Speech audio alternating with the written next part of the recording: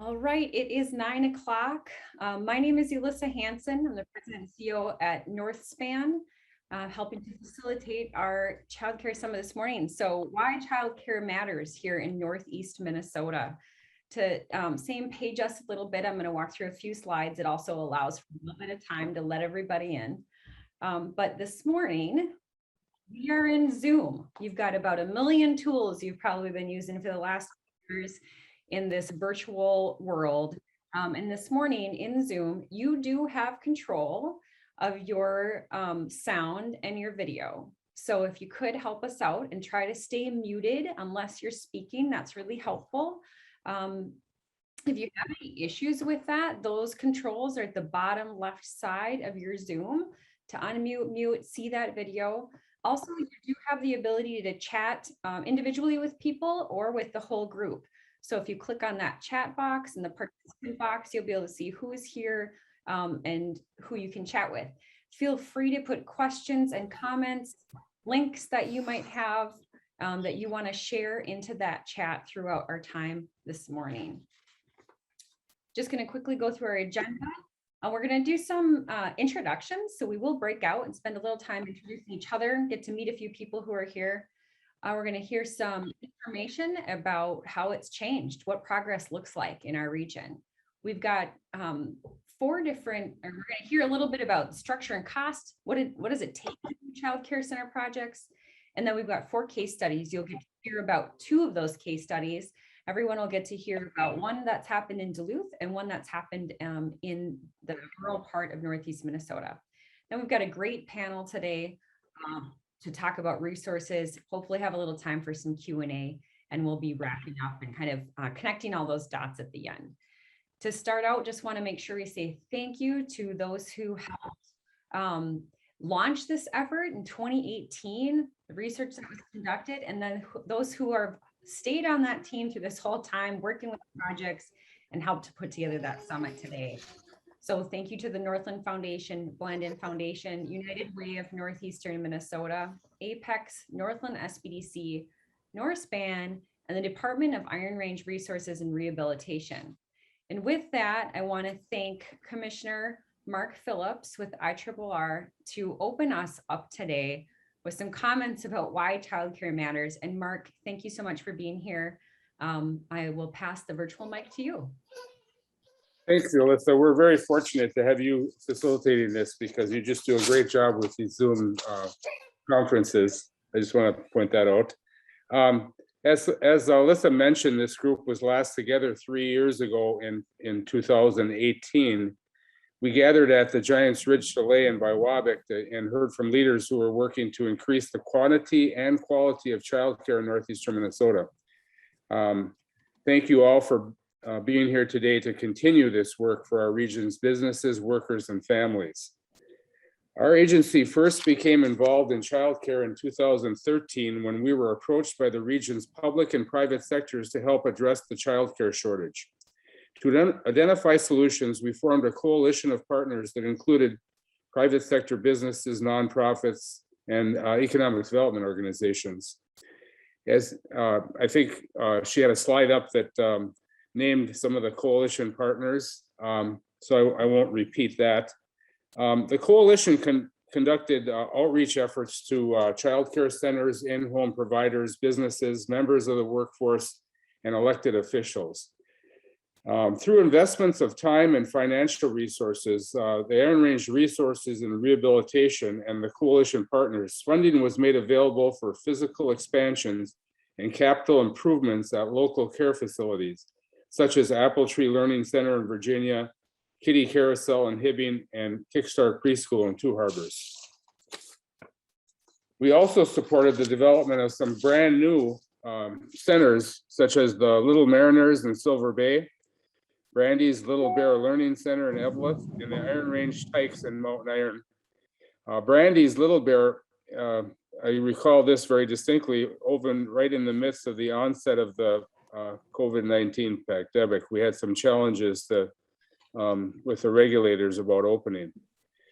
Together, we've shared a lot of achievements in childcare that have positively impacted businesses and families in northeastern Minnesota. Our agency will continue to support the growth and quality of childcare in our region, because childcare is deeply connected to our economy, our employers and our businesses, our communities, families, and the overall quality of life we enjoy. We are committed to supporting additional projects in the months and years ahead, including most recently a significant new project in Chisholm. Supporting and investing in childcare ties directly to our mission to strengthen and diversify the economy. When businesses or employees are considering a move to northeastern Minnesota, two top factors considered is the caliber of education and the childcare for their children. Congratulations to everybody here that's helped to advance this childcare. Thank you for partnering with our agency to strengthen the region. Your work and your innovation make our region a better place for people to work and live, a better place for children to grow up, and a better place for businesses and other organizations to thrive. Again, thank you for having me, and I'm going to enjoy my participation in this event today. Thanks. Thank you so much, Mark. Really appreciate the comments and having you here today. So the next thing we're going to do is we're going to break out into groups actually and do some small group introductions to get to know a few people that are in the room. So when we break you out into groups, just you're going to be in groups of 5 or 6, so a little bit smaller, so you can share your name, what organization you're with, and why you had interest in attending today. So I'm going to be recreating these rooms here in just a second. There we go, and sending everybody out there. All right, looks like we have everybody back. Hopefully you got to meet some new friends, all working on the same type of issues here in Northeast Minnesota. And I'm going to welcome to the screen here, Carson Grecki. He's our Northeast Regional Analyst with the Minnesota Department of Employment and Economic Development. Carson, the stage is yours. All right, thank you so much, Alyssa. I'm just going to share my screen.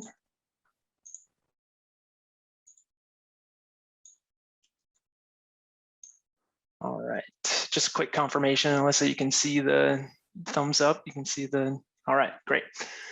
Hello, everybody. As Alyssa said, my name is Carson Gorky, and I'm the Regional Labor Market Analyst for the Department of Employment and Economic Development in Northeast Minnesota.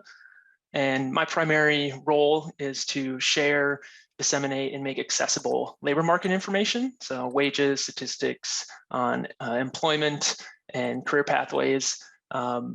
Typically think of me as the person who releases the unemployment rates and talks about that. But as I'm going to attempt to show here in the next about 10 minutes, there's other things that connect to the labor market, and childcare is one of those that is intricately connected. And I'm going to show some information to hopefully provide some context and scale on the importance of childcare in Northeast Minnesota, and specifically within the workforce and economy at large. So just to provide some initial context, I'll start with the simple number of children and families in Northeast Minnesota, just to give you an idea of how many folks are directly impacted by the provision or shortage of childcare.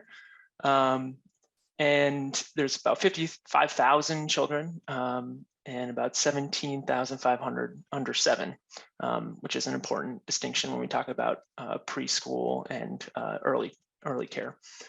84,000 families, about a little over a third of them with children, that is 18 and under 18. And the average family size is 2.8, which is a little bit smaller than the average family size throughout the state.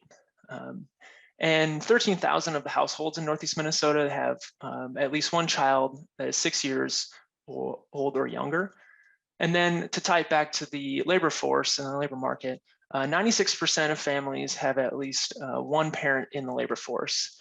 And that number drops, participation drops for single parent households. So you can see that the immediate connection to the labor force. Just as the participation for single parent household drops, so does the median income. Married couple families tend to earn more than double the basic needs cost of living, which includes childcare, a pretty conservative estimate of childcare costs. Single parent households see that relationship reversed and tend to earn less than the basic need cost of living. As you can see there, it's important to note that relationship because it has to do with both the earning potential of families and parents, but also the costs that are not changing despite the changes in income. Last year, Dee teamed up with a researcher at Northwestern University and First Children's Finance to highlight the childcare crisis during the pandemic. And one of the takeaways from the series of articles that were released is that the burden of childcare costs is not equal across family types or race and ethnicity. As this chart shows, parents of color, families of color had higher burdens of childcare. That has to do also with the level of income. In addition, the cost burdens were higher for childcare centers when compared to family childcare options. But there is, of course, another side to this story of childcare, and that is the childcare workforce itself, the people providing the childcare. In general, childcare workers are paid lower than average wages. The median wage for childcare workers in Northeast Minnesota, as of this year, is $12.90 an hour. That's compared to a regional median of over $20 an hour for all occupations. 58% of childcare daycare services workers, so that's the industry, are under 35 years of age. And that's compared to 35%, so they're much younger than the workforce at large. 91% of workers in child daycare services, so in the industry, are women. And then, as this chart shows here, it's more the workers in childcare are more racially and ethnically diverse than the workforce at large. This is just showing that the breakdown, sorry, this is the breakdown in age, not race and ethnicity. So you can just see that there's a larger share of the workforce under 35 years of age in childcare. Up until the pandemic, the childcare industry had been growing much faster than the rest of the economy. Of course, it was impacted, like many of the other jobs and industries, negatively by the onset of the pandemic. 25% was the growth rate in Minnesota for child daycare services. And the growth is projected to continue for the industry and occupations, 16.6% in Northeast Minnesota, 4% in Minnesota. So very fast compared to what the average growth rate is for all industries and occupations. And that translates to about 4,800 openings a year over the next 10 years statewide and about 220 in Northeast Minnesota. So steady demand. I will note that these projections do not include the impacts of the pandemic. So we are working on those right now. Pandemic-related losses reached 26%. So a quarter of the workforce was laid off or impacted by the pandemic. 64% of those jobs lost last year in April and May have returned. And then most recently, we published some job vacancy data, so openings information, and we are at a record high for childcare occupation openings. That's 1,500 in the second quarter of 2021, and that is more than triple what it was a year previous. So the demand is definitely still there for these workers. If it wasn't clear prior to 2020 in the pandemic laid bare how closely tied childcare is to participation in the workforce. Between January and September of last year, the largest net decline in labor force participation was among women with 2 children, down 3.8 percentage points, and among women whose oldest child is 2 to 6 years old, down 5.6 percentage points. So there is a definite connection between being a parent, especially a mother, and a decline in participation in the workforce, especially last year. That's what this chart here shows. And you may wonder why it's not as high of a decline or as large of a decline for 3+ children. And the theory is that parents with 3+ children have already kind of done the math and decided that staying home, or at least one of the parents staying home, was already a good option. So the decline in workforce participation was not as great because a lot of those parents were already out of the labor force. The Northland Foundation, Northspan, Wilder Research, and Center for Rural Policy Development teamed up, as was mentioned at the beginning by Commissioner Phillips, to really assess and conduct a detailed analysis of the quantitative impact of childcare and the childcare shortage on the economy and families in Northeast Minnesota. By conducting a survey of childcare facilities, programs, and spots, they were able to calculate both the capacity and shortfall currently in Northeast Minnesota. And as of this year, there were almost 4,500 spots still needed. That was the shortage in terms of childcare spots. And this is all occurring while the number of licensed programs fell considerably over the last 10 years. In 2018, it was estimated that 13% of the labor force in Northeast Minnesota was not in the labor force due to the lack of licensed or regulated childcare. We can imagine that that is a little bit higher in 2020 due to the pandemic exacerbating that trend. Those families with workers that would otherwise be in the labor force are set to lose an estimated 11 million in potential earnings. That also translates to lost tax revenue, increased difficulty hiring employers, especially during a workforce shortage, and a decrease in productivity. So really, to summarize all the information I'm showing and kind of tie it back to the larger conversation, the childcare shortage has a rippling out effect from families and children themselves into the labor market and the economy at large.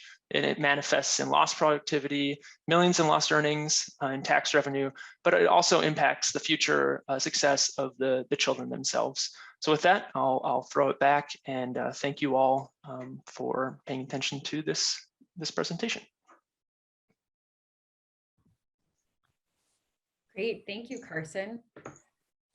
Share my screen here, and appreciate that little same paginess with all the data and what's happening in our worlds. And I'm going to bring Chris Ishmael, who's the community development person from the Minnesota Department of Iron Range Resources and Rehabilitation, as well as Vicki Haberg, Associate Director and Small Business Development Consultant with the Northland SBDC. Awesome. Thanks, Alyssa. I'll kick off my introduction, and then Chris will introduce himself, and we'll dive into some discussion today around what that child care center development process looks like and what some of the challenges are that we've learned about over the past few years working on some of these projects. I'm Vicki Hagberg. As Alyssa mentioned, I am a small business consultant and associate director with Northland Small Business Development Center. So I work one-on-one with small businesses, including childcare providers, to help them start up their business and grow their businesses. Chris, do you want to introduce yourself? Sure, Vicki. I'm Chris Ismail, Department of Iron Range Resource and Rehabilitation. And, you know, at our agency here, I work in community development and support community and business development and with infrastructure funds and other resources. And I'd say for the last 5 years, we've been, as an agency and staff, very engaged in supporting childcare, new childcare, and the expansion of existing childcare. Great. All right, well, we'll get into our first discussion point, and that is kind of an overview of the process of childcare development. And so I'm just going to talk through a little bit for those that likely have not gone through this process before or worked with developers that are looking to start a childcare center. We're going to just kind of hit on some of the key pieces to that puzzle. The first one is identifying key partners. Many people, organizations, resources are going to come together to make development of a childcare center possible and really make that successful. And, you know, you're going to start with your developers, the people that are interested in starting and running this facility. They're going to have a strong passion for caring for children, but they're going to need support to make this happen. We're seeing that most childcare center projects can take a year or more to get off the ground. So technical assistance providers that can help with business plans, market research, cash flow projections. Cities might act as fiscal agents for grant programs, or maybe donating land, city-owned land. And economic development partners, your community's EDAs, grant partners like IRRR and Chris and the staff at the agency, and then other support roles too, legal counsel, accountants. There's really a lot of pieces that go into making any business run and be successful. And childcare has just a whole nother layer added onto it with the regulations around the industry. Once you kind of have some partners in place and you're starting to build those connections, really the next step is preparing a business plan. And a business plan is essentially a document that explains who the developers are, what their idea is, and why they're going to be successful. So that business plan will lay out the details for a project. Where is it going to be located? Is it going to be a nonprofit or a for-profit business? Is it going to be operated by a school district? How many slots in each different age group are they going to be able to serve? Looking at those staff ratios, and what is your staffing plan? What are the expenses that are going to be needed for startup and for ongoing operations? What's the vision of the center and for its leadership? The challenges are similar across most childcare center projects, right? Whether you're in Itasca County or Cook County or in Duluth, they're really going to be some similar challenges. And so developers need to define how they're going to manage staffing for the number of slots in each age group, the cost for the project, and a big decision point: are they going to build new? Are they going to renovate a space? Or are they going to lease a space? So really, the business plan lays out what are the logistics of the project, what are the costs of the project. Navigating licensing rules and regulations is something that is really unique for childcare businesses compared to, many other fields in business overall. And it's one of the biggest processes that a developer is going to have to tackle. Learning about the Rule 3 regulations, making sure your plan is following them. It's a big lift, but it's really critical to go through that and learn those pieces about licensing so you can get through that process efficiently. Even this is something that I learned, right, getting into this industry and learning more about it. Even the square footage required per child is outlined in that licensing and those regulations. So again, just starting that licensing process as early as possible, reading through, those regulations, working with technical assistance providers that can help guide you through that. The licensing rules and regulations is a big piece. Land or facility acquisition, then, this is another big one for centers in particular. That's maybe a little bit different than most family provider situations. Again, having a good understanding of what those DHS requirements are going to be, having access to an outdoor play area, what are the requirements going to be around fencing? What does the size have to be? How many children can be cared for in the certain size space? What are the staff requirements going to be for that? Building those development agreements with cities and, having those financial arrangements set up, having that strong team, again, going back to those key partners, is usually really important when we get to land or facility acquisition. And then the last piece I'm going to touch on this really high level look at childcare center development is around the financing process. And then we'll dive into some of the challenges around this, in particular for childcare industry. Financing is usually for a center going to be a partnership between a local bank, the SBA 504 program, if they are purchasing or building a facility. Nonprofit lenders often come in for gap financing. You'll learn more about that in the resource panel later on today. City ADAs, grant opportunities from the state of Minnesota, from other nonprofits throughout the region. That's what makes a deal happen, right? Coming together in that team with many, many different partners all playing a role.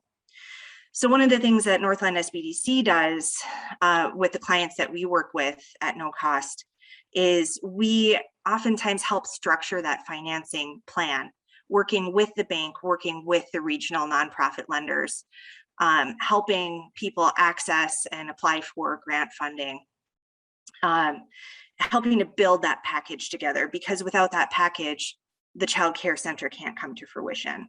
So I think that's one of the big advantages that we have in Northeast Minnesota is we have this really strong network of nonprofit lenders, economic development agencies, technical assistance providers that can build a team around a developer who's interested in starting a child care center.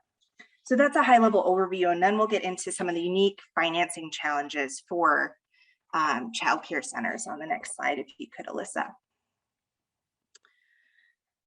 And so there's a number of challenges that are really unique for childcare centers. And Chris is going to talk about how some of these have maybe played out in actual projects throughout the region in his segment in a moment. The first one, costs during the development process.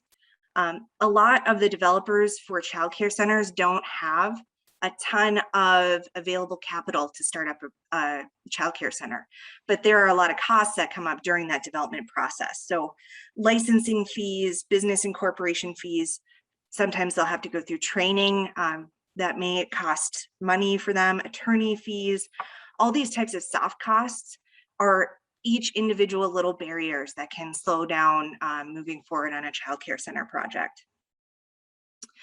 And the next step of that, similar, the soft costs of investments for the plans, the specifications, environmental studies that may need to be done depending on where the land or building is located and how it's been used in the past. This second bullet point could be $5,000 for a small project. It could be $50,000 for a larger center. And that can just be the stopping point.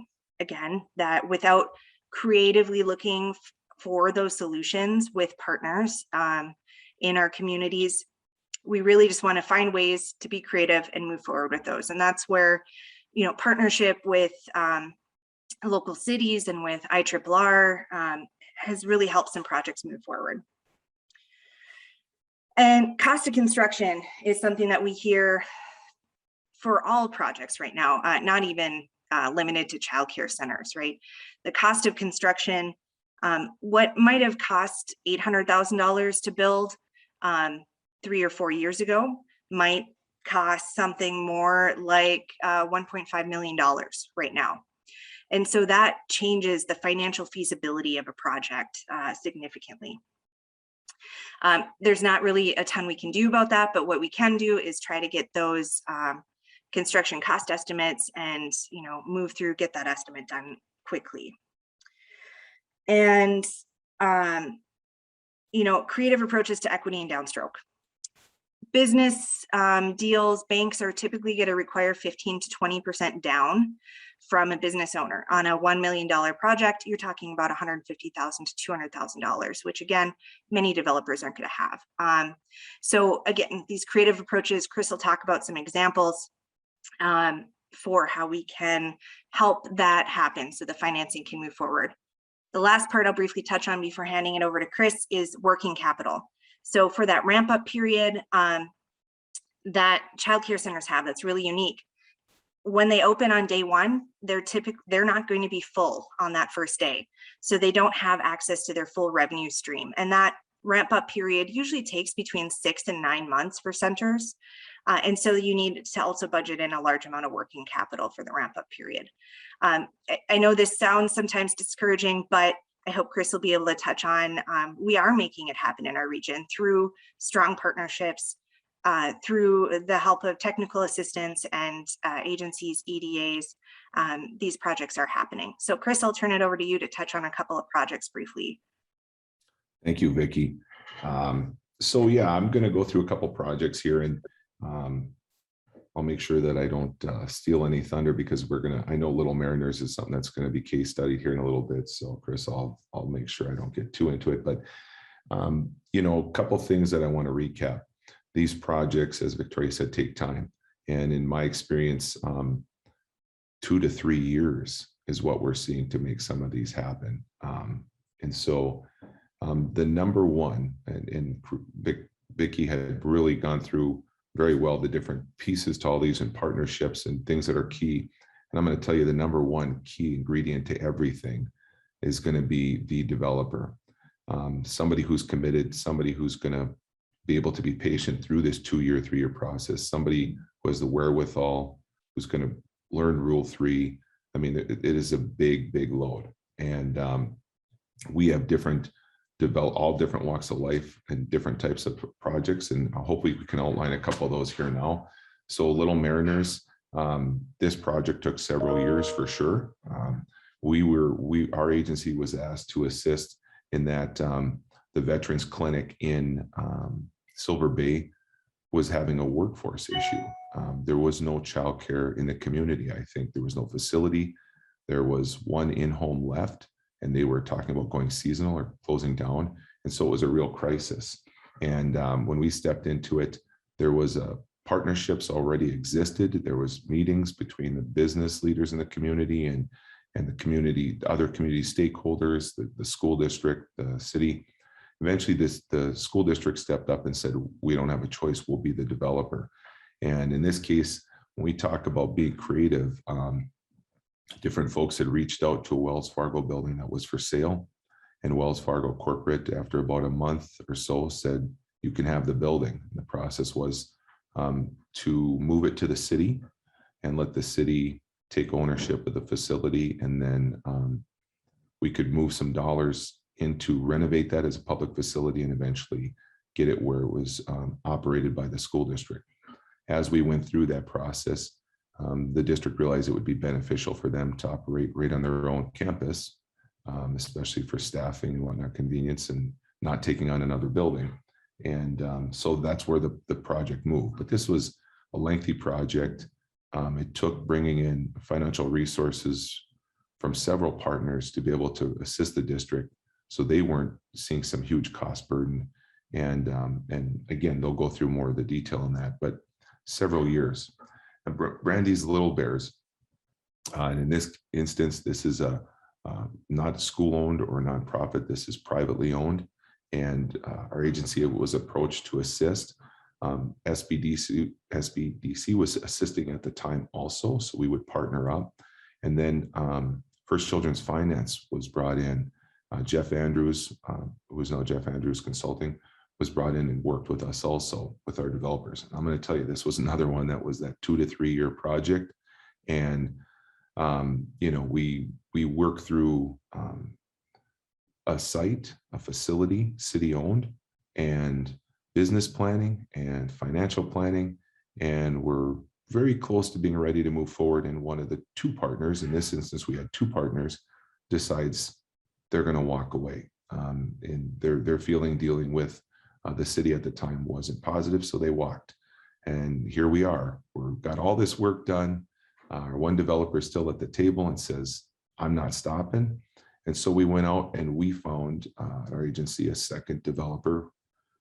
They met, the synergy was there, and the project then starts over a little bit, because now you're talking about legal transfer of, you know, the corporation already existed, there was money invested. So they're working through a process to do buyouts and things you just wouldn't anticipate. And we get through all of that, and I think we're on the door and ready to move with construction loans. And the city said, we'll back the loan, and you can lease our building. And then in the end, at the final hour, the city said, no, we're not backing the loan. We got to buy the building. And now we're negotiating prices. And eventually we got to a price, and the project moved forward. And as Commissioner Phillips had pointed out earlier, you know, we're 2.5 years into the project. They're ready. Construction is complete. We have a $1.3 million investment. We have, you know, close to $1 million in financing. We have a lot of grant money on the table, a lot of partnerships, Northland Foundation, United Way of Northeastern Minnesota, Cleveland Cliffs. Again, there's no way the facility would have flown without that. And then we struggled to get DHS to license it due to the stay-at-home order because of COVID. And I'm going to tell you, if it wasn't licensed, they would not have been eligible for the grant funding they needed to keep the doors of that facility open during it. It would have sent them into bankruptcy. And it took a lot of work to work with our sister agency to get somebody up here. And literally the day before the stay-at-home order. So they're very, very complex, these projects.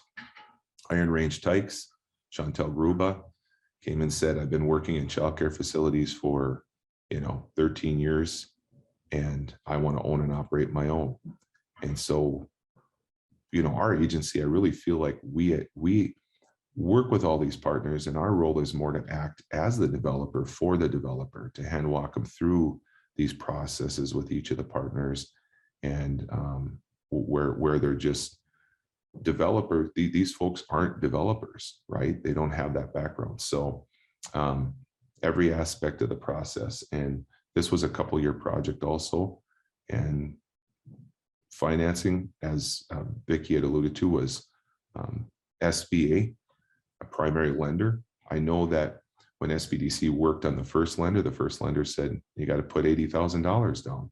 And in most cases, our developers for these type of facilities don't have that capacity. So we at our agency found another institution that said, we will look at the grant money that comes into this project as personal equity. And then SBA agreed to that also. So now we have a lending institution who's been financing several of these projects because of their ability, and they're agreeing to count that as private equity. So again, we have to be very creative. When we hit a roadblock, we don't just go, as Vicki said, costs have gone up. That doesn't mean the projects aren't doable. It means we need to tap into more resources, and the partners need to dig in and do a little extra work to help figure out how to help the developer get it done. Young Explorers Learning Center in Chisholm. This is a current project that we're trying to move forward with. We have land deals with large corporations trying to transfer land, and other development on the same property. And so it's very, very complex. And we are, I want to say, similarly, a couple years into this, and I think the two developers that started the project as partners are both out, and we have a new developer who we think has the capacity and is very good. So these things, they're not happening without all the players at the table. They're financially intricate. Costs have gone up. Who has $70,000 to do planning, pre-development planning, and architecture plans and all that prior to finding out whether the project is feasible in a business plan, right? And if it's not, and the construction costs are too high, I'm just out $70,000. These projects won't fly unless resources are put to the table to help with those things. So that's it. I'm getting a wink that I'm done. So I'll pass this back to Vicki. Yeah, no, thanks, Chris. And I hope that gave everyone kind of an overview of childcare projects are definitely challenging, but we have great resources available in our region to help move those projects forward. And so if you have questions on some of these projects, feel free to reach out to Chris or I. I'm going to turn it over to Zane Bale next at Northland Foundation to bring us into some of our case studies that we're going to learn about today. Sure. Good morning, everyone, and thank you, Vicki and Chris, for your informative presentation. We are thrilled to have 4 projects to share their stories with you of how they came to be and all the support and resources that they tapped into to bring their child care center projects to fruition. We'll be highlighting Silver Bay Little Mariners Child Care Center with Carissa Graydon, the City of Cohasset Child Care Project with Max Peters, Auntie's Child Care in Duluth with April Westman, and Hope for Kids Child Care in Duluth with Marcia DeMeo Morris. So so I'm going to turn it to Alyssa to kind of give us how things are going to happen with these projects. But we're so glad the speakers could be with us today to share their story. Thank you, Jane. Just so everyone knows, you're going to be put into a room, but you're going to get to hear 2 of these stories. So you're going to get to hear either Carissa or Max, and then either April and Marcia. We are recording all 4 of them. So even though you're only going to get to hear 2, you could listen back once we send out the video to hear the other 2. So I'm going to be pushing everybody into those rooms now. And then after the first 10 minutes, they're going to present. We're actually going to move just the speakers. So you're going to see your current speaker that you start with pop out of the room, and then you're going to get a new speaker pop into your room. So just so you know what's happening, and it's not too confusing, just the speakers are going to move, and you're going to stay in this breakout room through this next 20 minutes about. So I'm opening those now, and it will automatically push you into them. All right. Hi, I'm Carissa Gradine. I am the Child Care Coordinator for Little Mariners Child Care in Silver Bay, Minnesota. We are a community education-based program for the Lake Superior School District, and we are located in the William Kelly School. Welcome, welcome. All right. Can everybody see that okay? All right. Our project started with a group called Shoring Up the Business. This is a group of local business leaders who come together and try to make business better for everybody in our community. So pre-pandemic, even, they were asking themselves, how can we attract and retain more workers? And the 2 biggest things were a lack of housing in the area and lack of childcare. There is only currently 1 operating in-home licensed childcare facility in the community. There were a few others. They've since closed down during pandemic times and have not reopened. So there was like 12 spots available in the whole community. That's it. So what happened was the business said, hey, let's work together and try to solve this problem.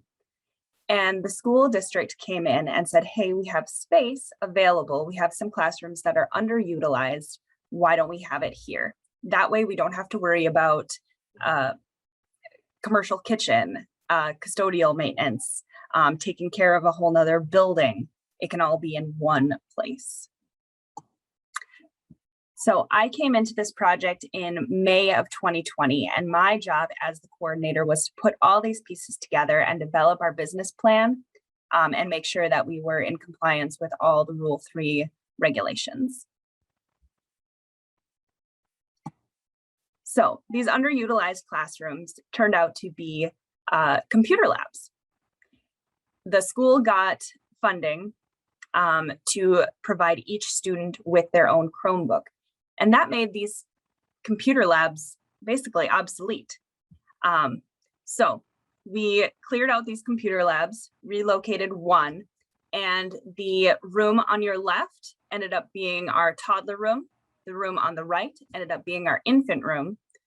So these are beautiful big spaces. And then we had 1 additional classroom down the hall. The first thing I did when I got started was to reach out to the community and ask for donations. I knew this was going to be an expensive project. I knew we weren't going to get a ton of funding for it, and that anything we can do to lower those startup costs would be beneficial. And we got a ton of community support in donations, and that was amazing. Next thing we did was start remodeling those classrooms. So we cleared out all those computer desks and started renovating. Covered up those lovely asbestos tiles with some new flooring, salvaged everything we could. I kept blackboards, I kept bulletin boards, everything I could keep in those original classrooms, I kept, just to keep it true to the essence of the school, basically. Everything that I could, I sought community input on. So like those paint swatches, I asked I put it on Facebook and asked, which color should we go with here? What should we do with this? How do you want this space to look? And this was really the best way to reach out with the community. Since it was during the pandemic, we couldn't really have a lot of people in our space. It was a little more tight on how many people we could have in the building at a time. So trying to get the community involved in ways that was safe was a high priority. So here's how the infant room turned out. Turned out beautiful. We also have a lake view out of the window, so that is really nice too. Toddler room was another full renovation. We were able to salvage the carpet from the original computer lab, but everything else was new. We had to install some tiny toilets because our toddlers are starting to potty train, so we converted a small adjoining classroom into our toddler bathroom. There's that. Furniture unpacking was the most exciting thing. It was like Christmas every day. And that was so much fun to get all of our equipment in the space and start setting it up the way we wanted it to be. Cliffs donated all the funds for our Little Mariners playground. We found a spot on the school campus that was the least disruptive to everyone else. We didn't want to set it right outside some elementary classroom windows and be out there running around screaming and disrupting other people. So we found a quiet corner of the campus and put our playground there. Eventually, I'd like to get some alternative playground covering. The wood chips were actually recommended to us as being more wheelchair friendly than the rubber chips. So that's why we went with that. But otherwise, being ADA compliant was our goal with this piece. COVID and construction. As anyone who has undertaken some home projects in the last year and a half, prices have gone way up, and getting people to your house to help you is next to impossible. So we actually would have been able to open last September if our construction and electrical and plumbing had all lined up the way we had hoped it would. Unfortunately, with delays and illness and shipping mishaps, it took us a little longer.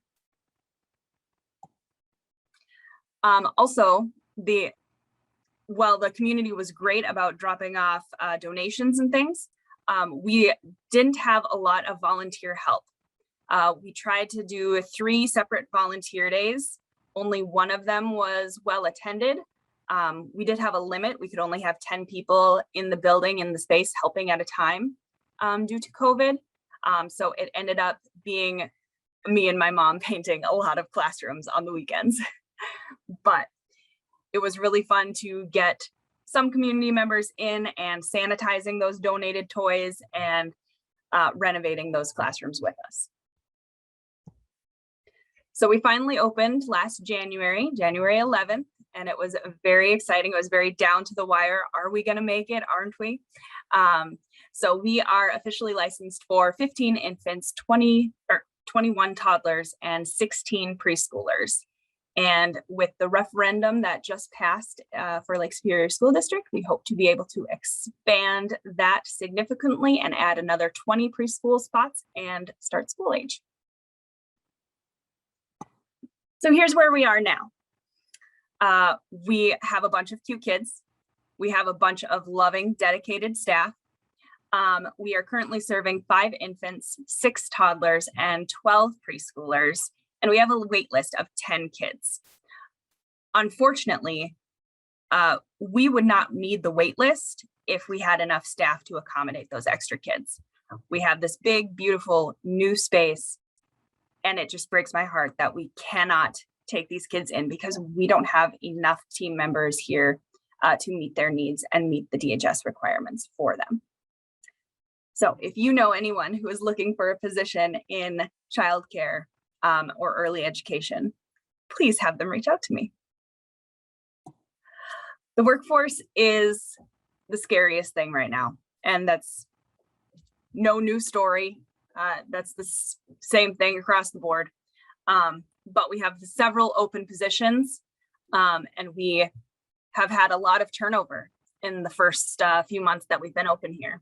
Mostly inexperience, people who don't know what they're getting into with early childhood and not sure how they'll manage the stress of that, and mental health, which we're hearing everywhere, but teachers are especially burnt out this year through the pandemic, and that is not an exception in our world here. Our continued challenges are finances, staffing, and COVID. Our goals for the future are achieving our parent aware rating. We are working on that now. Oh, and that is my time. Please contact me if you have any additional questions. Okay, thanks, Nate. So my name is Max Peters. I'm the city administrator for the city of Cohasset, here to talk about the city of Cohasset Child Care Project. The project started approximately 3 years ago. It is a co-located city-owned daycare at our Cohasset Elementary. We have an elementary school, a daycare facility, and a senior center. Probably the biggest, there's probably 3 or 4 different catalysts of how this project really got started for the city of Cohasset. There was the ISD 318 going through referendum activities and potentially looking at closing down the city of Cohasset Elementary School.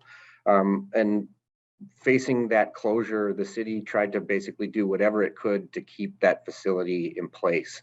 So the second round of referendum, it was actually included in the ISD 318 project. And part of that was the city contributed almost $1 million to expand the gymnasium.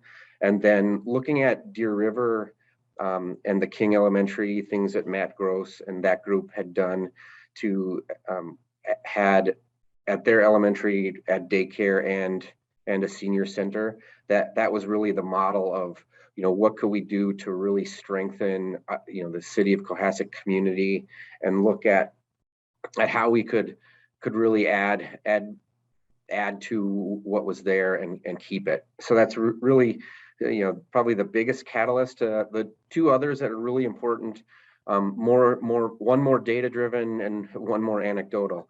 The city of Cohasset, we're a pretty small community. We've got 13 full-time employees. One of those employees had 2 young children, and she was driving 45 minutes each way, for daycare services, and really struggled with trying to find daycare and quality daycare at that. So between between employees at the city of Cohasset and then getting the information from Blandon Foundation regarding the amount of spaces that were available or open or required and needed in Itasca County, that data basically said 557 units in the Grand Rapids area, and specifically 94 units in the city of Cohasset. So if we look at kind of the context of potentially losing our elementary school, having some employees with that difficulty, and then seeing the data come from Blandon Foundation, I guess probably the 4th leg of that stool would be, we had just built out a phase 2 industrial park.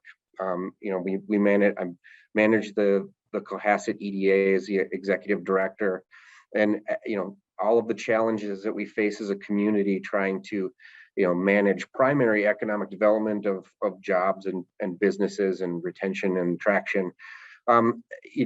It's one thing to build out a 300-acre industrial park and manage and trying to attract businesses, but if we don't provide, kind of call them, they're not primary, more of almost secondary economic development drivers of whether it's recreation or childcare or housing, these things that really make a community welcoming and attractive for both businesses and their employees. So if we look at kind of those 4 things as how this project really started, how the city got involved and why it happened, that's really a little bit of the background. So ultimately, the project itself is a $3.75 million. It's a daycare facility and a senior center. So it's and co-located at the Cohasset Elementary School. We were really fortunate with some funding sources from Blandon Foundation and IRRB, and then the remaining approximately $3 million was paid for by City of Cohasset General Fund tax levy. So that's kind of how it was paid for and managed. Currently, it is a city-owned daycare. We have a management services agreement with Little Red Wagon, so that's actually the service provider that we're utilizing. We opened the facility in April, and we're actually looking at being 90% full by the end of the year. The biggest challenge we're facing right now is finding, we have open employment positions. So we actually have a wait list of childcare, people trying to utilize the childcare, but I'm trying to actually fill open and available positions to ultimately to fill that facility. I'm not sure if I said this before, but it's an 84 space unit. I believe it's a 16 infant, 28 toddler, and 40 preschool, pre-K age. Let's see what else. I think one of the biggest challenges we're facing right now is, it's a city-owned facility. So when we modeled all the financing, we were looking at it being a non-tax-paying, non-property tax-paying facility. We're in discussions with the assessors department because they're looking at trying to assess the management group that's utilizing it for property taxes. So we're really excited about the project, really excited that in less than 9 months that it could potentially be approximately full, and looking at maybe how would we build a second facility, but trying to manage the financing models about how we manage that. So if we actually have to pay property taxes on the facility, it becomes the model is not as positive for the city. So we would probably not build a second one. So that's a little bit of those challenges. I think that's pretty much what I've got for a little bit of background of the project. Does anybody have any questions or comments? Yes, Max, the senior center, is that a daytime like a community center, or is it residential? It's a daytime community center. Like I said, these challenges of the elementary school closing, we had a senior center, but it was pretty small, and I wouldn't say it was serving seniors and community members as well as it could. Our current city hall, we've got a really nice council chambers and a very large open facility for larger events, but we didn't have that kind of mid-size event space, and then really utilizing it for day-to-day senior activities and gatherings and things like that. And is there any cooperation between the seniors and the child care center for volunteers? Yes, and that was really kind of, like I said, our model was King Elementary and Deer River. Just looking at that facility and seeing how amazing it is as a community to bring elementary school age, preschool, toddler age, and then seniors together, all under one roof, and being able to utilize those interactions. So they're trying as much as they can to bring them in for whether it's doing even events or reading or just activities together, just to see the kind of full full scope of ages, interacting together. That was one of the exciting things about the project for us. Thank That's you. wonderful. We're looking at that in Finland in the long term also. I'm really glad to hear it's happening other places. I have just a real short question on the employee shortage. Can you quickly share, if you're willing, the wage structure of the employees at the childcare facility? I wish I had could answer that more clearly or directly. I actually don't manage the facility, so I'm not exactly even sure, what they're looking at, what the wage structure looks like, or what the benefits, are. So I wish I had a better answer for that, sitting up here talking about the project, but I really don't have that information. That feels like a challenge and a prohibitive factor in our industry that I'm looking at myself personally as well. Yeah, I mean, obviously the cost structure it's a tight thing to manage. So, I mean, and obviously we're seeing that not just in this industry, but all industries about, trying to find people to fill positions at especially these wage rates. It's definitely a challenge. Hi, I am April Westman and I own Auntie's Childcare, which has 2 locations in Duluth. Auntie's is unique because our original Spirit Valley location is licensed under Rule 2 or Family Childcare through the county, whereas our Lakeside location is licensed under Rule 3 or Center Childcare through the state. I'm here today to share some of the challenges of this business with you in the hopes of educating and inspiring you. My journey in childcare began back in 2009. I'm a jewelry maker by trade. I was asked to care for my 3-year-old niece for a summer as their parents didn't care for their daycare. When the mother became pregnant, she asked me to take the baby too. This was a little intimidating as I had never raised somebody else's child. After talking to friends who urged me to provide care for their kids as well, I dove in. I turned the first floor of my newly purchased duplex into a beautiful space for childcare. I decided on the name Auntie's as the space was established for my nieces and nephews. I'm fortunate to have had a daily impression upon my youngest family members, and my 6th grade nephew and I are still very close. I knew pretty much right away that childcare was my calling. I fell in love with childcare. I love children. I love helping them learn and grow. I love partnering with families to provide that village that parents and children need to support healthy development. I give my all in anything I do, so I began to dream big and start planning on a way to impact more children in my community. In 2013, a local business approached me about buying out my slots at my daycare for the children of their employees.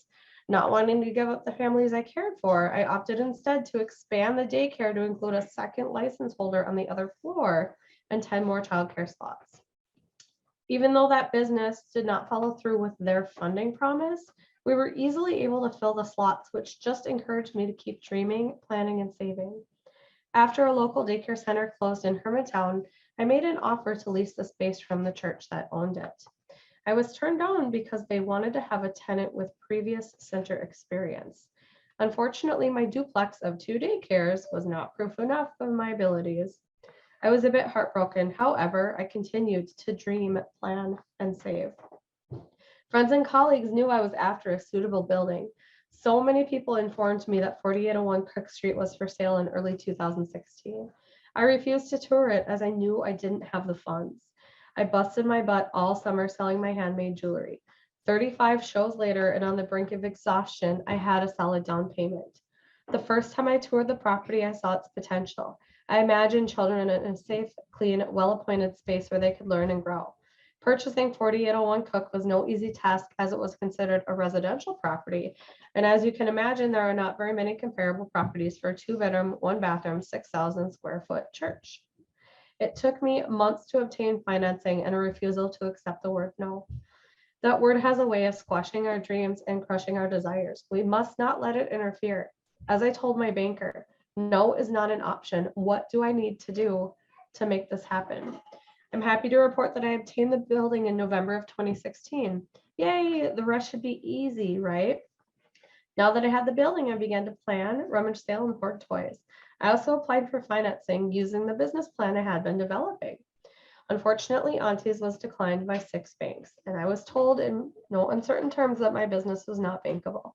Not accepting defeat, my plan was to work hard again, selling my jewelry, and remodel the building one room at a time using my own funds over the course of 3 to 4 years.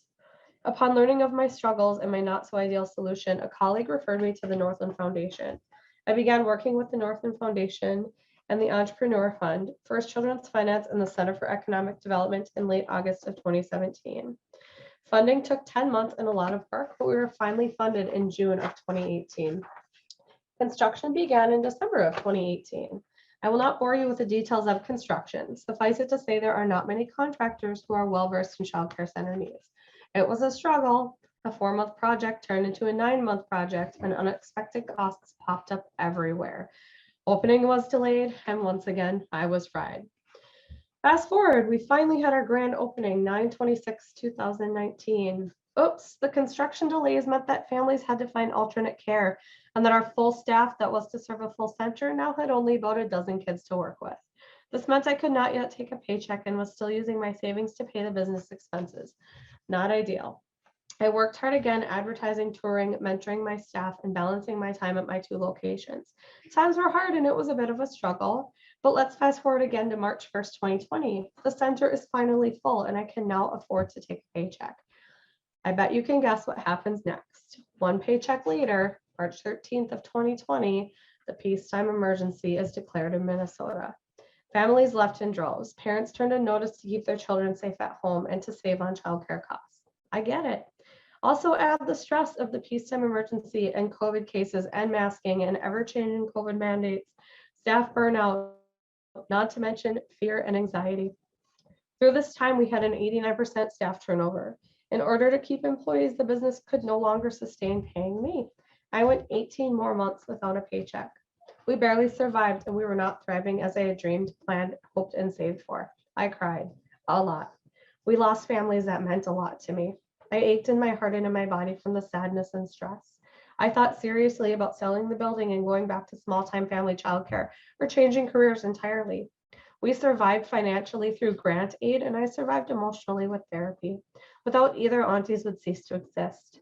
I am so thankful for the few staff that stuck out the pandemic, just 2 out of 18.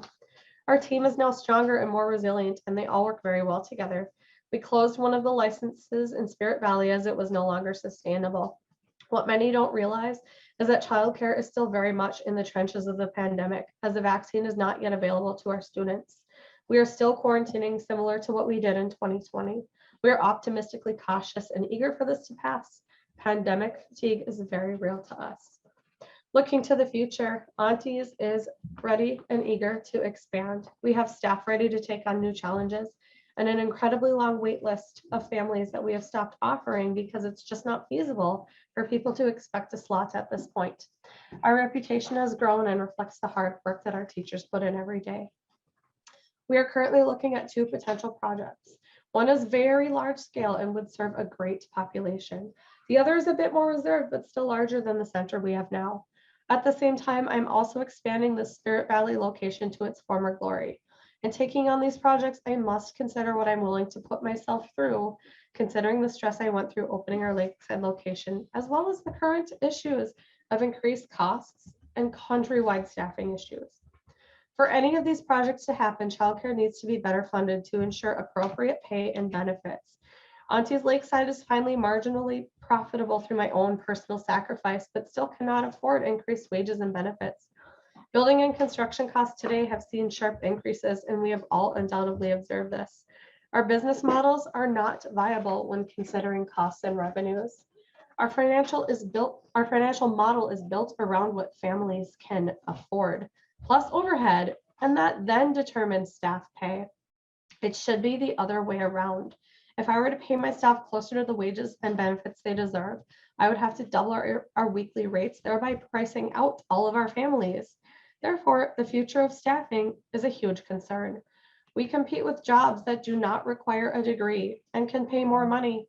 We also compete with careers that require a degree, like we do, 98% of which can pay more than we can afford to pay our teachers. The median wage for a childcare worker is $11.50 an hour. That makes me sick to my stomach, and I hope it does the same for you. The people we trust with our most precious little ones are paid dirt with no benefits. We need to work together to educate the community regarding childcare and what it is. Childcare is not babysitting. Childcare is early education, and the industry needs to be elevated to the level of respect it deserves. We don't just need more slots in our community. What we need is quality. We quantify quality in our program by the relationships we cultivate, the growth we can measure, and the overall happiness of the people involved. Childcare is not a superfluous commodity, but an integral part of our community and society. Quality childcare is what ensures the stability of our nation. We have so much work to do together. I love color and have used it a lot in this presentation. One thing that is very black and white though, and is my final thought for you, it's going to take all of us working together to accomplish these goals. And remember, no is not an option. Hi there, I'm Marcia DeMeo Morse from Hope for Kids Child Care Center in Duluth. I'm hoping it's my turn now. All this Zoom technology is still not used to it. So Hope United Methodist Church, we're housed in Hope United Methodist Church, which is across from UMD, kind of in the Kenwood Woodland area. And the church, there was a child care center here previously for over 40 years. So they had been here quite a long time. And in early 2019, they decided to move their program to a different facility that was bigger. And that left what we call the education wing of the church empty. So there was a team, and I wasn't part of all of this yet, but from what I hear, there was a team of folks from the church that decided that as part of their mission for the church was to be a space, for families and for the community. And at that time in 2019, as there is now, there was a huge childcare crunch. We needed childcare. And so they thought that this was a perfect way to tap in with their mission and reopen a child care center in the church to kind of meet both of those goals as part of the church and to open up childcare for the community. What they found out is that because the center that had been here previously had been here for so long, they were grandfathered into a lot of the city and zoning and all that. So they pretty much had to start at square one. So they went through the city and got zoning. They worked with architects. Found out that in order to have infants in the building, we needed a sprinkler system. So they had to get a sprinkler system through the whole church, which was a good idea anyway. So once they kind of contacted all these people and kind of, got things rolling, they of course needed some finances to start it all up. So my understanding is that the church took out a line of credit to open the business. And so a kind of a task force was built to take this on, to take the opening of the center on. And it was a team of people from the church, but it was also, there were some business folks on that team. Some people that do work with the city were on the team, some financial people were on the team, and some previous educators were also on the team, and current educators. So that it was very diverse. It was really all the people that were really helpful in getting all the different pathways and areas started. So they decided to start the program as its own nonprofit, separate from the church. So we are a nonprofit child care center. that is housed in the church. So there were contractors and plumbers and city people and architects and a whole bunch of people involved in those early stages. And in the fall of 2019 is, I think, when they decided that they kind of had all of those bases met. So they wanted to hire a director to do the actual opening of the center. And that's where I came in. A little bit about me. I am a UMD graduate in early childhood development and have worked in the childcare field for, I hate to say it, but well over 30 years. And I keep saying I'm living the dream because it was a dream of mine, as somebody mentioned in our introductions, that to open a childcare center and to run a childcare center. I found out I wouldn't have been able to do it by myself, so it was a good thing I had that team from the church backing me up. But I also wasn't prepared for the amount of construction and plumbers and electricians and all these different people that were coming in, and they all had their timelines and they all had to, you had to do this before you could do this. And so navigating that was all new for me. And then once in the midst of that, starting the licensing process, I knew Rule 3 in and out as a teacher, as an educator, but I didn't know all of it as a director, and I didn't have it all memorized, obviously. And so just working through the ins and outs of the licensing, the staff ratios, how many children we could have. And again, we started from nothing, so we ordered all of our equipment, had to get get everything that we needed. And then slap darn in the middle of it came the pandemic.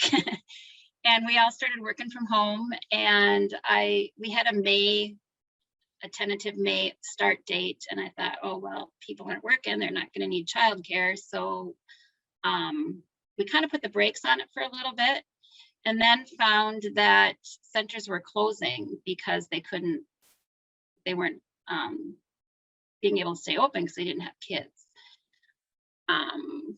or didn't have enough kids to sustain their business. So I was starting to get calls on when we were opening and if we were opening and if we were going to have openings and could they be on a waiting list. And so I thought, well, we better put this back in gear. So we did, and we managed to get open in July of 2020. So we've been open for about a year and a half now.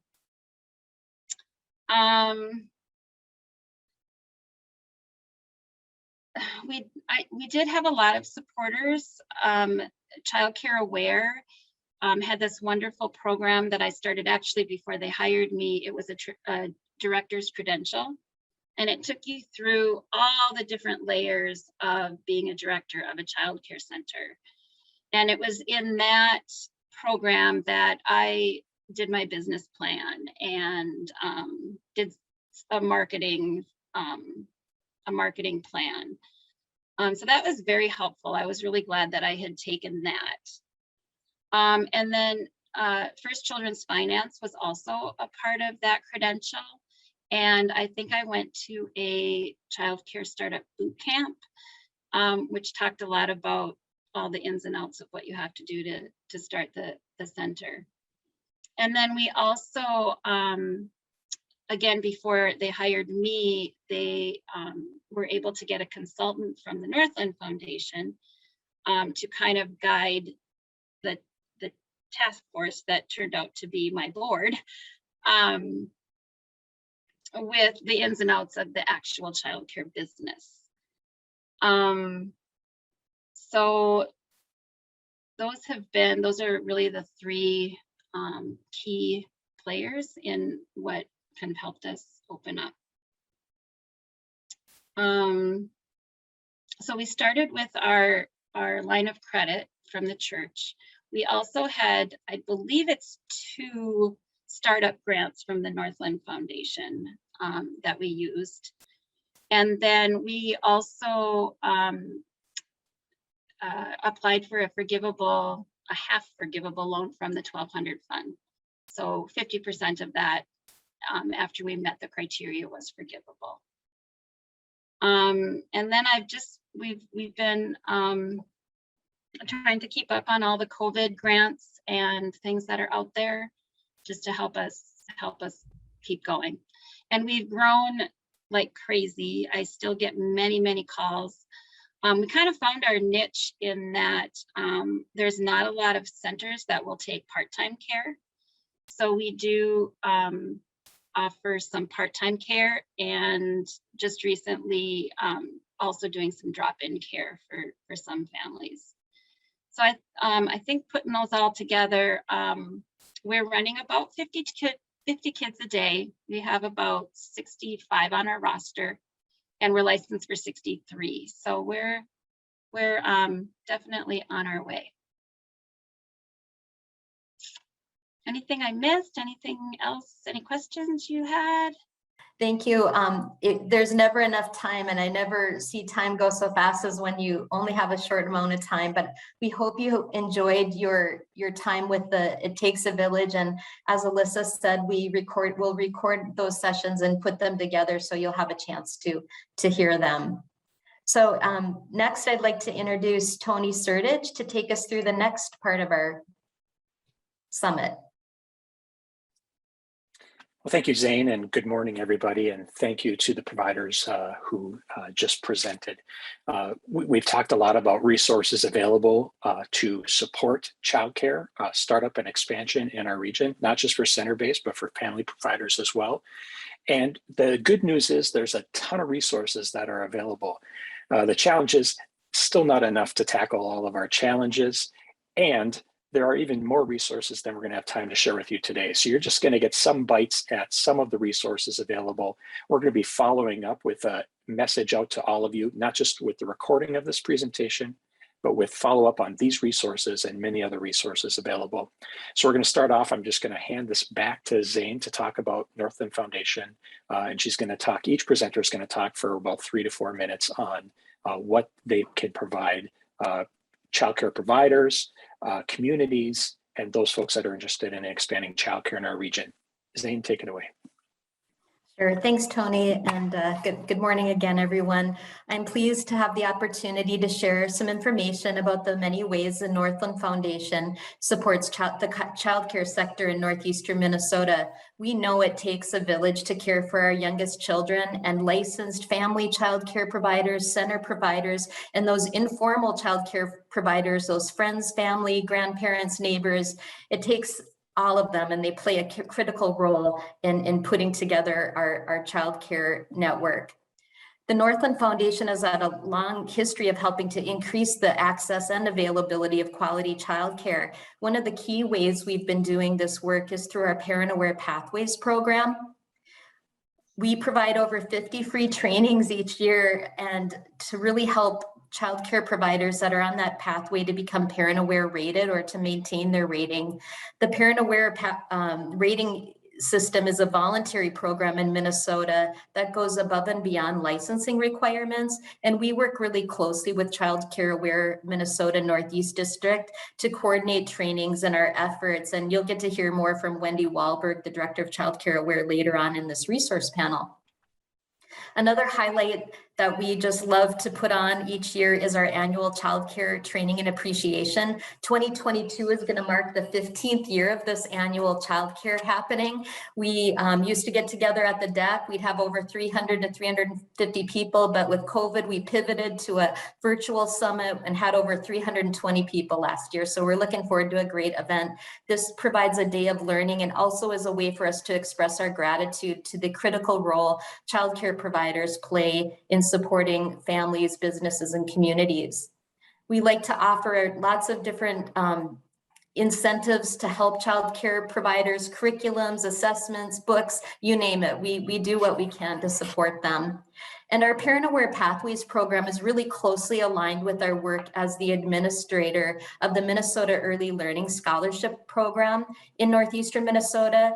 And each year we're able to make available through our partnership with MDE, Minnesota Department of Education, $2 million in scholarships to help eligible families with young children afford high quality childcare. For the past several years, we've also been able to support a childcare development navigator consultant, Peg Johnson. Peg's a retired childcare center director with a wealth of experience and knowledge to help people interested in expanding or starting a child care program get connected to resources, those technical assistance partners, and just be that listening ear, and sometimes go check out a building and just do what she can to support them in their journey. And really, our partnerships are at the heart of what we do. We have partnerships on the local, regional, and statewide levels to really help share information and bring new resources to support the childcare sector and address our critical shortage of childcare spots in our region.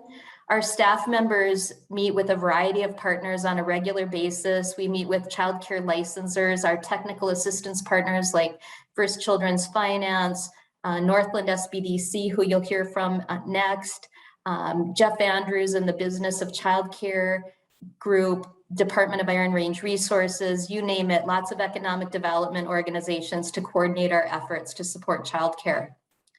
Finally, we also like to implement a lot of special projects. We serve as an intermediary to offer grants when we can tap into resources from the Minnesota Department of Employment and Economic Development to support the startup and expansion of childcare with those equity infusions. We provide mentoring opportunities for licensed childcare, family and centers, but also those informal childcare providers to really build those connections and provide education with our early childhood professionals in the schools. And we love to assist with community planning when we can to really help address whatever that community is facing around the childcare shortage. And then conducting research like that wonderful study that Wilder Research put out with the help of the Northland and our partners in 2018. Our goal is really to help childcare providers and community leaders and stakeholders access information, training, technical assistance, and resources they need for families and communities to access quality childcare. You can learn more about us by visiting our website at northlandfdn.org. Thank you so much. Thank you, Zane. And we're going to utilize the chat box. If folks have questions, we're going to save them till the end if we have time. So if you have questions for any of the presenters, please type it in the chat box. And if you could address the person that you're asking the question of. Next up, you heard a bit from her earlier, and she's going to get more in depth on the business consulting services. So Vicki from Northland SBDC. Good morning, Vicki. Yeah, thank you, Tony. We'll keep this fairly brief for folks so we can keep moving through the panel. But again, I'm Vicki Hagberg, Associate Director of Northland Small Business Development Center. And what we do, the foundation of what we do is provide no-cost assistance, technical assistance to small businesses throughout the region, so throughout the 7 counties of northeastern Minnesota. And we work one-on-one with clients confidentially, and again, at no cost to them, to help them with their finances, with business plans, structuring financing deals, buying or selling a business or a building. And really that foundation of helping folks understand the business side of running a business. And so we're able to do that thanks to grant funding from the federal government, from our state, and from local communities. We're throughout the entire region. As you can see on the map, some dots of where some of our consultants are located. And in addition to the really business-focused services that we provide and assistance we provide, we've also been able to bring on experts in marketing, in human resources, website design, and QuickBooks and bookkeeping. And so those wraparound services that we can provide at no cost to small businesses really helps them be successful and sets them up to start on the right foot as they're opening up. Or if they're looking for a tune-up in some of those areas, we can provide those at no cost as well. So to access our services, we recommend folks go to our website, northlandsbdc.org, and request services. We're happy to work with folks And one of the big things that we do at Northland SBDC in the childcare arena specifically is we act as a navigator and a connector. We're really entrenched in the communities in which we work, and we understand the grant programs available, the partners, and help connect folks to that. And so we are, some of the other people you'll hear from today: First Children's Finance, Childcare Aware and their grant opportunities, Northland Foundation, IRRR. These groups, we really try to connect people to them so they have the most amount of resources available. And we have collaborated with other folks as well that are not on the panel today, the Andrews Group, Chantel Gruba, others, to get folks the assistance they need to start up either a family provider or a center. We're happy to work with everyone throughout our region because we know how important childcare is for our region, for our businesses, our economy. So that's an overview of us. Again, best way to access our no-cost consulting services is at our website, northlandsbdc.org. And then we can pass it on to our next panelist. Thanks, Vicki. Next up will be Amanda from Northspan to talk about what we call non-traditional lenders. And so this is very capital intensive, as folks have said. You can go to a bank, but a lot of times there needs to be some gap financing or other people helping out. And so Amanda's going to walk through some of the non-traditional financing folks that are involved in our region. Good morning, Amanda. Thanks, Tony. So I have one slide prepared today that has a list of some of the available non-traditional lenders, but I do want to say that we have a full resource guide that has people's names and email addresses and phone numbers that we'll be sharing out after the summit today. So you'll have full access to our resource guide. But just starting at the beginning, what is a non-traditional lender? A non-traditional lender is just an organization that can provide financing outside of or in collaboration with bank lenders. And we are lucky in our region that we have a lot of non-traditional lenders. A lot of these times organizations will offer gap financing. So if your project is unable to be fully financed by the bank, we can work with the bank to cover any gaps in your project. A lot of the times, non-traditional lenders will offer lower interest rates or longer terms, and will take a collateral position subordinate to the bank. So that's very attractive for some of our bank lenders. As everyone here has mentioned, childcare is very collaborative, economic development is very collaborative, and all of the organizations listed here do work well together. There are, I'm pretty sure almost every project I've worked on has had a number of these partners coming to the table to make it happen. We see projects as more of a collaboration than a competition. Like, we want to see these projects make it across the finish line. So we are very inclined to work together to make all of our childcare dreams come true. And also, we are well connected with each other and within our communities.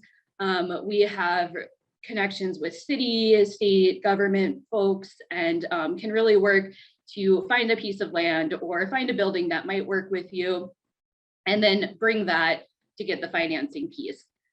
So who do we have listed here? We have the city of Duluth, which has the 1200 fund. They actually made a childcare loan program, noticing the need for this piece. So that's a hyper local example. With the art money coming down and other funding opportunities, local governments may have additional resources or may have funding programs that they've started in the past year. A lot of our local communities do have some kind of lending program, so it's good to check where you live to see if there's anything available. Regionally, we have a handful of organizations that provide either lending or technical services or some combination of both. I have listed here ARDC, Entrepreneur Fund, Northland Foundation, and IRRR, but there are others. And then statewide, we have groups that focus primarily on childcare, and then we have others that will connect in with more national programs such as the SBA 7A program or the SBA 504 program, and also serve broadly statewide. So you'll hear from First Children's Finance after me. And then we also have a couple other corporations, Great River Energy, MBFC, and Amplio, that can work on more of those bigger infrastructure projects or construction projects, and those are good pieces to plug in as well. But as I said before, all of this information will come in the resource guide after, so there is plenty to look at there. So thank you.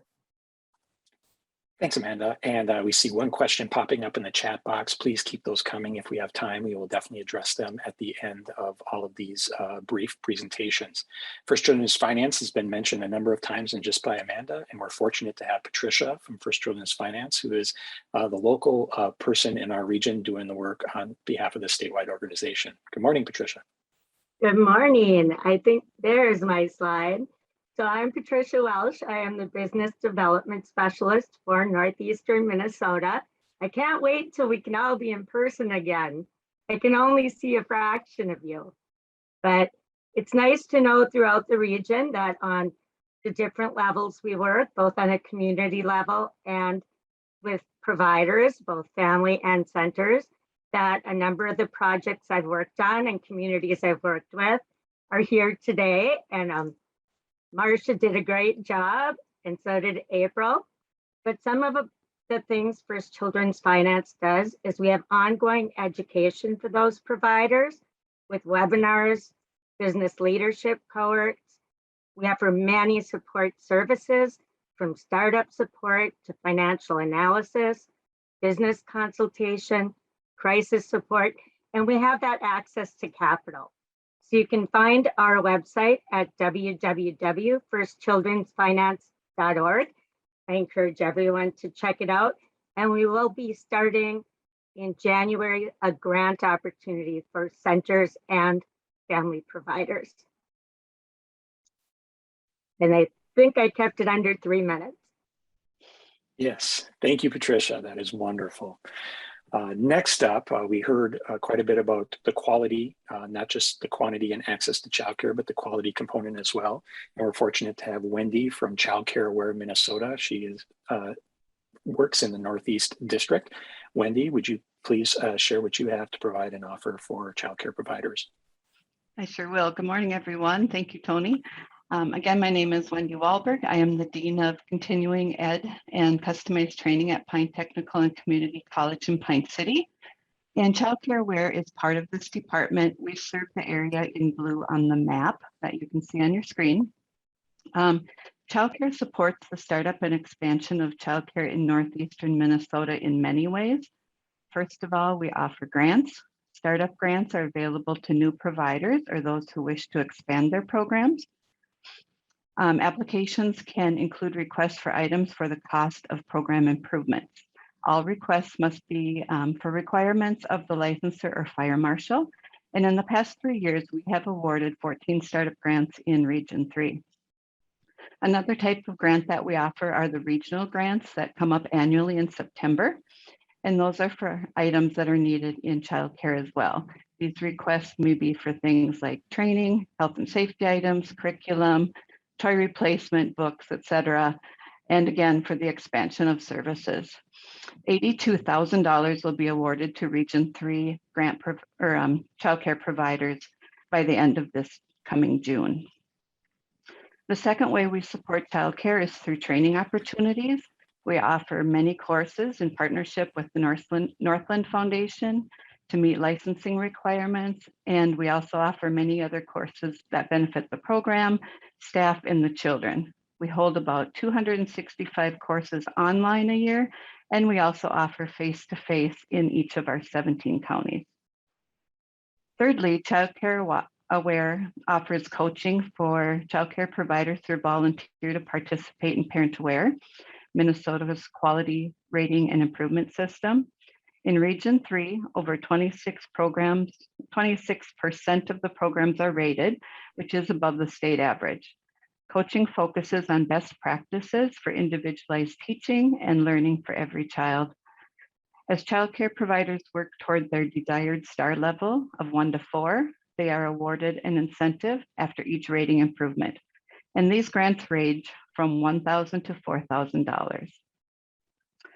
And lastly, beginning in January, we will have the new funds for a capacity builder. And this will be new staff that will help walk people through licensing, finding the resources, and introducing to our many partners that you have heard of to get their new childcare business started.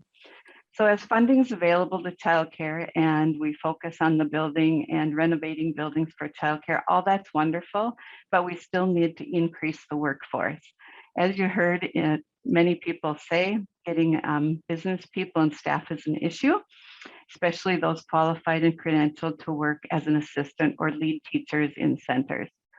Some centers have already mentioned by Carson and other breakout speakers that we're operating at a reduced capacity of staff. Our Child Care Aware office is in a college that offers an early childhood program. So we knew that we had to do something to try to get more people out into the program and eventually out working in the field. So after surveying some people who work in childcare, what we heard is that those who wanted to further their education lacked two things. First of all, time, and second of all, money. So to break down those barriers, we first worked with academics to design the Accelerated Early Childhood Certificate program that we call the AEC. Being accelerated, it takes less time, so the students have to be committed to doing the work. Classes meet online via Zoom twice a week. Coursework is completed in between classes independently. We kicked this program off last March with a cohort of 25 students. It filled quickly and 23 students graduated in July. This fall, we started another cohort of 25 students and have an interest list to fill the 25 spots beginning in the cohort starting in March. To break the financial barrier for these students, we have them apply for financial aid first, and then for the balance that is not covered by federal aid, state aid, or scholarships, we have secured some private foundation funding to cover the last dollars to make these two credentials free or low cost for students. With these new programs, we are enhancing the skills of the caregivers and adding graduates to the Minnesota early childhood workforce, one cohort at a time. Thank you for allowing me time today to share about the work of Child Care Aware and Pine Technical and Community College. Thank you, Wendy. And I see the questions building up that we will hopefully have time to address when we're talking about workforce, as Wendy was alluding to as well. We're going to go to North Force next, and Kara's going to talk a bit more about workforce. Good morning, Kara. Good morning. Again, I'm Kara. I'm the strategy and development consultant for North Force in the Twin Ports and Northwest Wisconsin regions. I also have a cohort, Desiree, who is up on the Iron Range. I want to thank you for the opportunity to present today on how North Force can provide support for child care centers and providers. Our mission at North Force is to attract and retain talent in the Northland. And one of the strategies that we are working on now is to build a true pipeline between colleges and universities that are offering early childhood education certificates, degrees, bachelor's degrees to child care centers. And the goal there would be to have a position available for each early childhood student, both during their time in school and then of course after graduation as well. This is a piece that we see missing at this time. That's what we are hearing from child care providers who are looking desperately. And I know that some of us on this call for employees. And so we see this pipeline project as a win for both colleges and for the students. And of course, all colleges want to see high placement and students want jobs after graduation. And so we'll talk a little bit about some of the programs, and I think we need to add Pine Technical and Community College onto this. So we'll do that right away. But right now, Mesabi Range College, Northwood Technical College, which is, of course, WITC, now Northwood Technical College, the University of Minnesota Duluth, and UW Superior. So at the Mesabi Range Community College right now, there's an associate's degree in early education. At Northwood Technical, an associate's degree as well. At UMD right now, they have a minor. And at UW Superior, they also have a minor. And so we do have, you know, just some of the contacts here right now. and those change sometimes. And so what we will do at North Forest is make sure that we stay on top of that.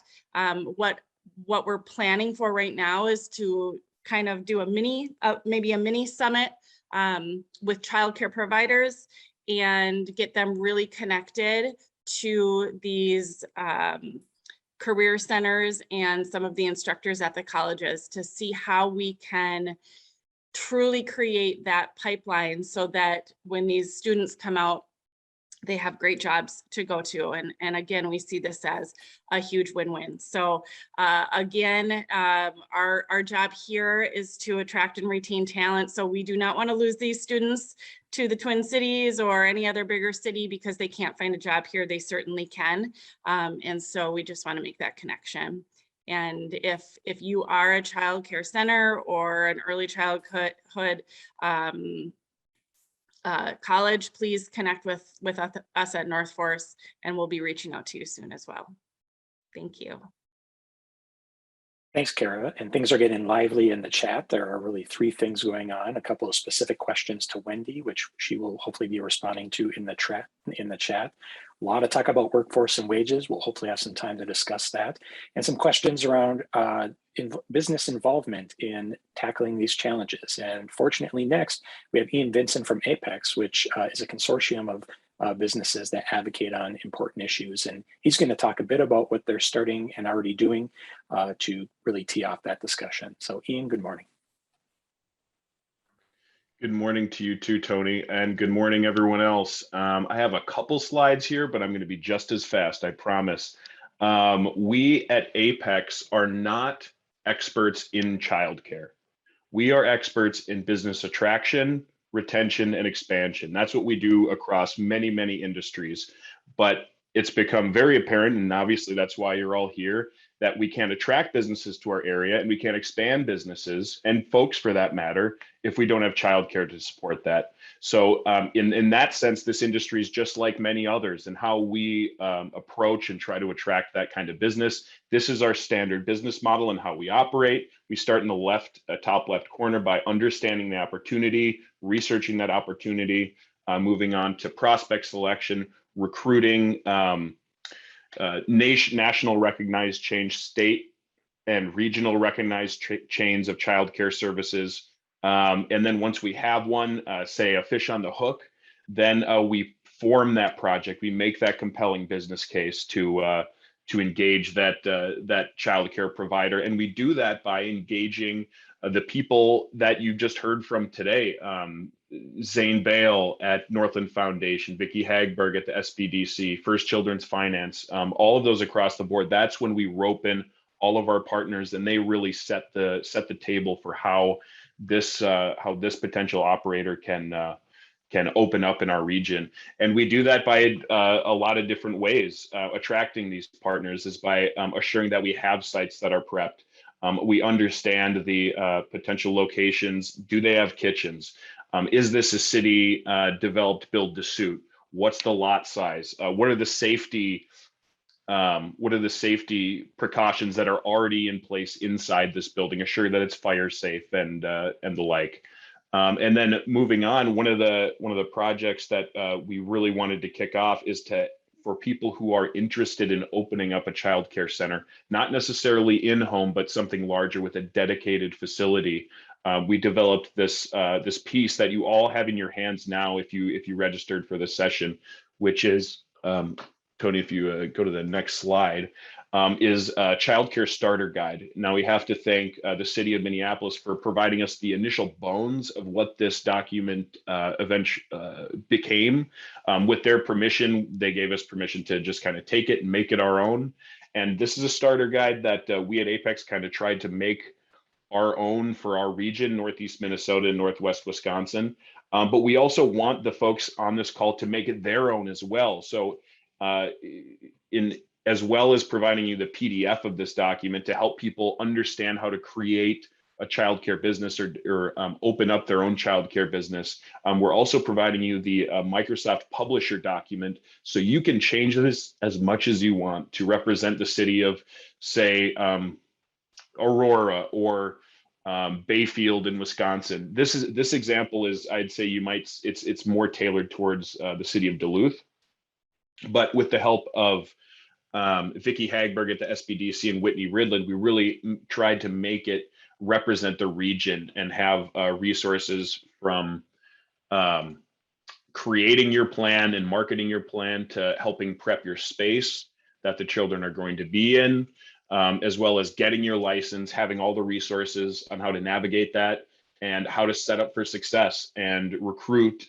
staff members for your child care center, and even some precautionary information for if there are emergencies and things like that. So we want you to make this your own, wipe our logo from it, make it represent the people who you serve in your respective businesses and your geographies. So I just try to be short here. If there's any questions, follow up with me at Apex, Ian at apexgetsbusiness.com. And with that, I'll pass it back over to Tony. Thanks, folks. Thanks, Ian, and thanks to all the panelists. We're going to have time here to answer some questions that are in the chat. Wendy is answering those specific questions right now. So if you had a question for Wendy, she is getting to those. Thank you, Wendy. I'm going to start with a question of where do you start? That is a question we got in the chat box of if you're looking to start up or expand, or a community that needs to be involved, where to start. I could open it up to the panelists, but I think I'll just take this first one. Is you're going to be receiving 2 handfuls of documents and information when we're done, and a lot of that are resource guides. And this is a list of just some of the resource guides that you're going to get moving forward here, and they are very clear about how to start. And it really, the good news is, this may seem overwhelming of getting too much information, but the good news is, and hopefully you heard today, that everybody that works in the region on this issue are working together. And so there's no wrong front door to walk into to ask your first question of how to start. Because if you ask one of these panelists, if you go to these resource guides and get connected with any one of them, if they're not the right first person to talk to, they're going to direct you to the right first person to talk to. And so, so on the one hand, it's overwhelming to get all this information. On the other hand, reach out to any one of them and they will get you connected up. So I want to, the one that's probably most hot and heavy in the chat is around wages. You heard this from the presentations, the how to build a village, the wage challenge. I drive by a sign every day when I'm driving around here in northeastern Minnesota that says McDonald's is hiring adults over 18 for $17 an hour. And we heard earlier from Carson that the average median wage in childcare is $12 and some cents. And so to the panelists, any thoughts, best practices, things you're seeing out there to address this wage challenge that folks are facing?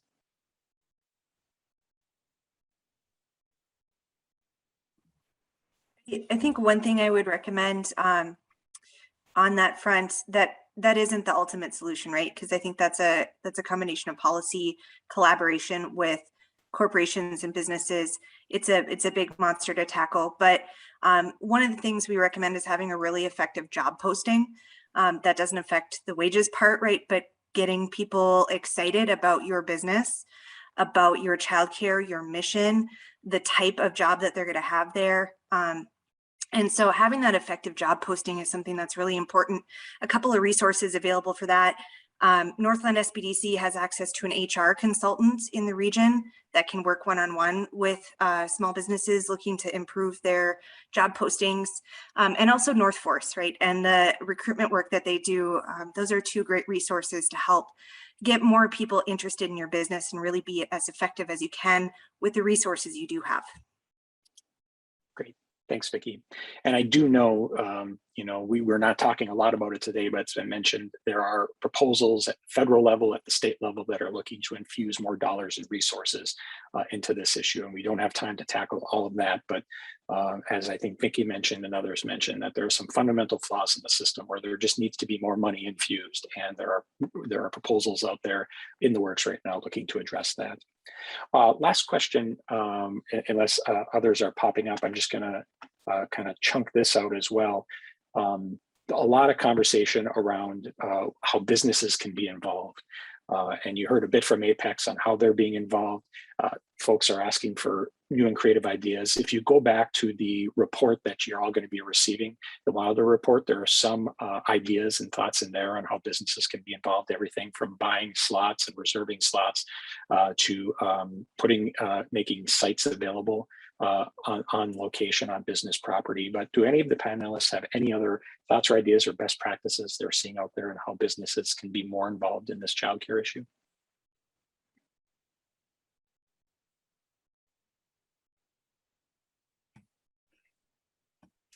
I could mention something if that's okay. I'm just a listener. Absolutely. Please jump in. Why don't you give your name and who you are? Sure. My name is Ellie King. I've been working for 3 or 4 years now, developing a in-home nature-based childcare center for Finland for our community. And while we're a small community, there's a strong need for childcare in our community and the whole region. And we have a really interesting partnership going with the Wolf Ridge Environmental Learning Center. So they have an influx of interns come in every year, and they're looking at adding an early childhood component to their intern program. And then that would be people who would come and be assistant staff people for us. And they also have a history of having their interns stay on and live in the community. So we're looking at that being a pretty dependable source of staff over the long term. So being that we're a nature-based program and they are a nature-based program, they will have a lot of the pre-required training and also interest. So it's a really good match. So yeah, just looking for pipeline businesses that are similar to the type of childcare program that you want to run, to be providing either volunteers or partnership of some kind. That's yeah, we're lucky to have the geographical opportunity to do that. Thank you. And also, if you see in the chat, I just want to highlight what Jeff Andrews said. And he's a childcare consultant that works in our region. The key to getting businesses involved is to start by defining the ask of the business community. And we have heard already of specific requests. Carissa talked about some donations that she went out there and asked for and received. And so there are different requests that you can think about making, whether you're a community leader or a childcare provider, to ask that's specific within your community. Last question we're going to do here is one issue that I hear is that students in the early childhood programs have classes during the day, which is when the childcare centers need staff. Students need to work, so could these classes be in the evening instead of the day so that students can earn money while also getting their hands-on training required? It's an idea. And any of the folks on the panel want to address that issue? I know we have some higher education folks that are listening in as well, but any panelists, any thoughts on that? Tony, I could just say that the classes at Pine Tech for that accelerated program are Tuesday and Thursday evenings from 6:30 to 9:30. Wonderful. Higher ed being responsive. Love to see it. Great. Well, I just want to reiterate something that's been said and put in the chat a couple of times. You've been receiving a number of resources after this for those of you that are registered. And if you have more resources, because we have experts, those of you on the ground and many of you that I see your faces in boxes, if you have any additional resources that you would like to provide that can be shared out to the whole group, please send them to Alyssa and she will make them available. If you send them to her soon, she can make them available when she blasts out the rest of the information in the coming week. So thank you for that. And I want to thank the panelists. And we're now here at the wrap-up portion of this conversation. And so I want to first thank each and every one of you for attending this event. I want to thank all of the partners that have been involved in building up this event. And I especially want to thank Northspan and Alyssa in particular, as they spearheaded this effort of putting this morning together. And when I look here, I see many faces from us, our region, and it's so great to see all of you. And I even saw a few kiddos and animals, which is even more fun. No offense to all you grown-ups out there, but when we see kiddos and animals, that makes it even that much more important. And I first want to thank the faces that I see, those of you that are working in childcare, I see professionals from all across our region, center-based, family-based. You are the businesses that allow our other businesses to stay in business. And we're just so grateful for you taking this time out of your busy day to be with us. I see elected officials and business leaders, economic developers, early care and education professionals, school leaders, parents, grandparents, and other caring adults on this call. And this whole program really started out with the question, why childcare matters. For a long time, I think many considered the issue of childcare to be one primarily a family issue. And we saw that by the data, if I could be a little bit more bold, a woman's issue. And we know historically that that has made it a secondary issue. But we have now seen more and more people be involved and engaged and understand that that issue goes beyond families, children, and women. We better understand the brain development that happens in young child's lives and the importance of quality and what is going on in their lives. We have asked more and more from childcare providers, the more that we know about brain development. But the wages and the financial investment by us as a society has not kept up with the requirements and what we expect from these childcare providers. With the changes in work and demographics and our communities, this issue either directly or indirectly impacts all of us. For a community to thrive, we need a healthy economy for all.